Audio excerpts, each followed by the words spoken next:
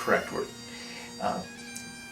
Plaid is something you buy at Walmart. We've noticed that it takes a brave character, a brave gentleman to step out and be the first one to wear a kilt. It's not the norm yet. You know, we haven't hit that tipping point in America with the kilt. Yeah, I love wearing it, yeah. Folks with some background will come up and they'll ask the tartan. And, you know, it's a great conversation starter. You know, they'll ask about, you know, what am I up to, or, you know, what tartan is that, and then they'll tell me their story of their family. When I was a little kid, 11 years old, I was a little bit embarrassed about wearing a kilt in a parade or something, because I thought maybe some of my buddies from school would see me and laugh at me, but you get over that, and and I'm proud to wear it now, and I can wear a kilt almost anywhere. When my three brothers surprised all of us, when they swapped out their tuxedo trousers from a wedding ceremony, my sisters, and switched into kilts for the reception. And they rocked the place. They absolutely rocked the place. So it changed everything for all of us. And I noticed that transformation, you know, from before when they were in trousers to when they were in the kilts. It was a different experience for everyone present. The kilt actually came, they think the Romans came up with it. The Roman army marched with a bagpipe, carried it through Europe, and then when the Scots saw the Romans in these fancy kilts, they thought, hey, we'll try that. Took that on, and actually the Celts were the ones who invented pants, but gave them up in favor of the kilt. It's a fun and different formal dress. You can wear it like one would wear a tuxedo. It never goes out of fashion. That's a good thing. In my family, it's become very important that all the males, from the 3-year-old to my 73-year-old dad, they all have this kilt. And it's very important to them that they have it, and it's very important when they wear it. There's a sense of pride. You know, I think that's what goes with it. It identifies your band. And you have the military look. Everybody wants to be dressed the same, and it looks really sharp.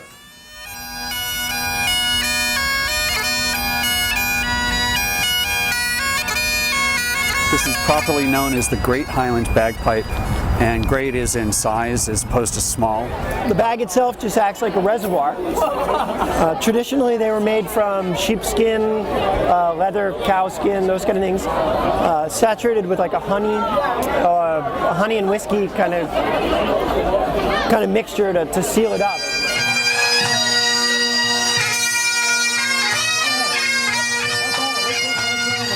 Then it's filled through the blowpipe, and there's a valve at the end of the blowpipe to allow you to blow the air in the bag, and then you squeeze the air out of the bag through all the reeds. And then the melody pipe is called a chanter, and it's a very simple 9-hole flute, and it has a reed that's very much like an oboe reed, a double cane reed. And then again, you know, once you blow air over it, the lips of the cane start vibrating, and that creates sound. So it sounds like this. It's really hard to blow.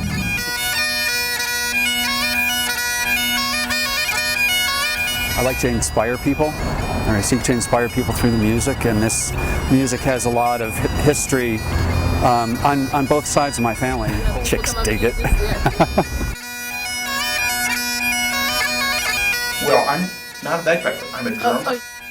And I've been playing in pipe bands, and that's one thing that people don't realize, I think, when they see a picture of a pipe band, because the drummers are always marching at the back. So they get covered up by these big guys and the bagpipes over their shoulders. But I've been playing since my father started the Lockheed Pipe Band in 1959. I was about 11 years old then, so I've been playing for about 50 years, about 48 years, I believe. We connect to the Irish tradition in that we're all Celts.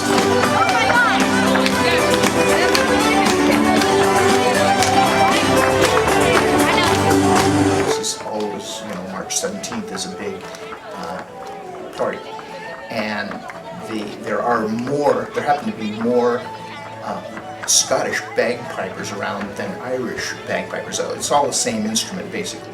We just celebrate, have a good time.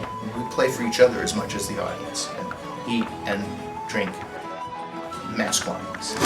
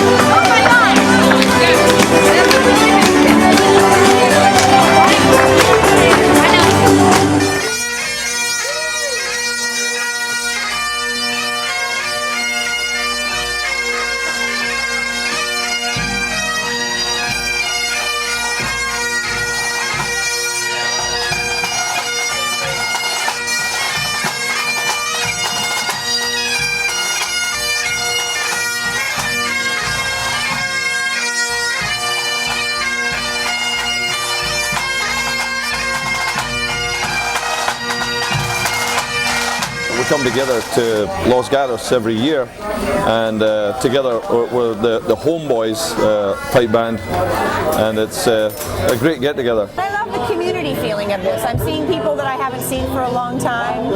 I love that this event brings people together in a very special way. A bunch of people get together and have a good time. This is all it's all about. The spirit of St. Patrick's Day.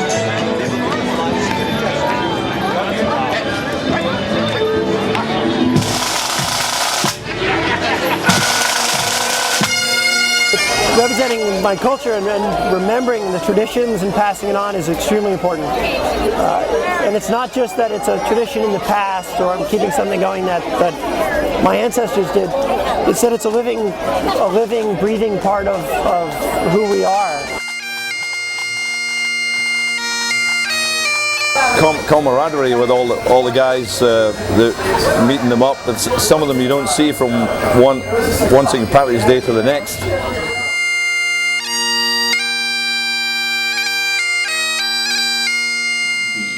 The events and things like the Scottish Highland Games that we produce give people a sense of family.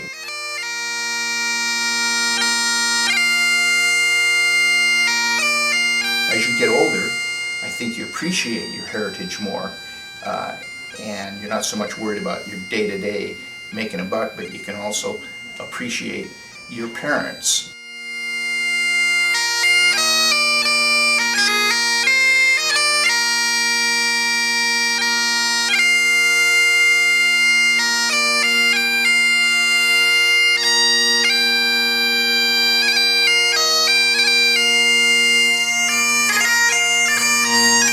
The most fun part about being Scottish, I think, is playing the music or wearing the tartan, because it makes us really unique. Without the tartan, the kilt, and our gear and the instruments, we look pretty much like regular people.